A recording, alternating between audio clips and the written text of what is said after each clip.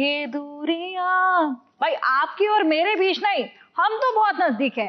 ये दूरियां है काव्या अपनी आईएएस बहू और आदि के बीच में। अपने परिवार के हित में इतना काम करती है, पति को बचाती है, लेकिन ये दूरियां है कि कम ही नहीं हो रही।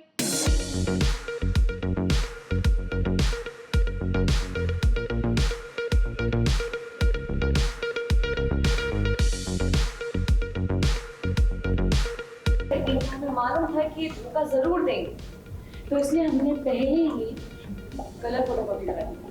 अब काव्या भी नाम ही काफी है। जब काव्या का नाम आता है तो ये बात भी हम अच्छे से समझ जाते हैं कि काव्या कभी कोई गलत काम होने ही नहीं देगी। जिसने करने का भी सोचा होगा कि काव्या उसे पहले ही भाप जाती है। अब देखिए पति आदि को अपनी पार्टी के लिए चेक मिला था। काव्या को पहले ही पता चल गया कि इस चेक में मामा जी ने कुछ तो झोल किया है, इसीलिए उसने असली चेक निकालकर नकली चेक रख दिया था।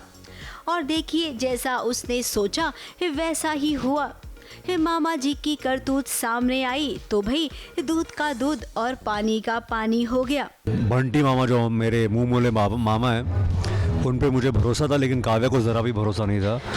उसके हिसाब से जो पैसा मुझे मामा दे रहे इलेक्शन कैंपेन लड़ने के लिए, वो पैसा सही नहीं है। एंड काव्या अपनी बात यहाँ पे रखती है एंड हमेशा की तरह काव्या सच निकलती है। काव्या की वजह से पार्टी की बदनामी होने से रह गई। इस बात को आदि को मानना ही पड़ेगा। अब देखिए आदि को यहाँ पर काव्या को थैंक्स कहना चाहिए, लेकिन वो तो अपने ही मूड में टशन के साथ निकल गया। अब इसकी भी कोई वजह है। वजह क्या है काव्या उसका पता लगाएगी। फिलहाल तो काव्या के मम्मी पापा आए हैं ससुराल वालों को मिठाई खिलाने के लिए, और काव्या के पापा ने तो काव्या के ससुर जी को ताना भी मार दिया है।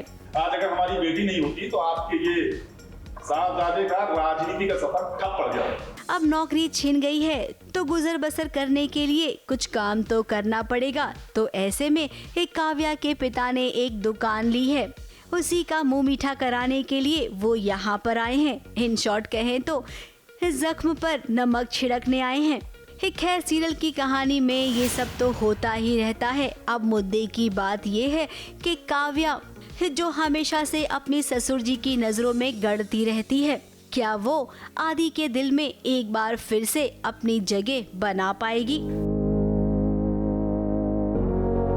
मुंबई से सोनू शुक्ला के साथ एबीपी न्यूज रिपोर्ट।